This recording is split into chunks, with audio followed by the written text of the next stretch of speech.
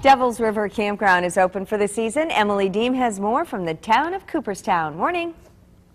Good morning. We're at Devil's River Campground. Now, this is a campground that's been here for 40 years in the town of Cooperstown. But take a look at that mill that's behind me this morning. It was here even before the campsite was built.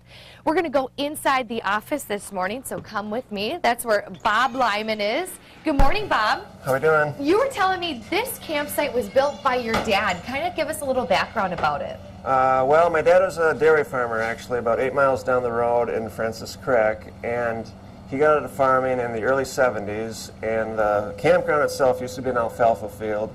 So he moved up here, and the whole family moved up here, and he started the park in approximately 1972. And that mill we just saw out there, it was here before the campsite was built. Tell me about that. Oh yeah, definitely. That was here before, well, before Wisconsin was a state. That was built in 1847, 1 year before Wisconsin was a state. So that was an old, at first a sawmill and then a grist mill where all the local farmers would come in and grind their grain down to flour. So that is just so cool. And the office that we're in this morning, this is really rustic in here. Tell me about Devil's River Campground and how rusticity is here. Well, yeah, this is very rustic. As your camera guy is looking at some of these logs, these beams across the top, maybe you can see notches in them. So someone cut those with an axe about 150 years ago. So that's how old they are. Someone worked really hard on those logs. Yeah. Bob, you have some great stuff in here for your campers. I love that you have, goggles and stuff for the kids if they need it in here. But, firewood you have over there. Campers are always looking for that. So tell me other stuff that you have in here for the campers.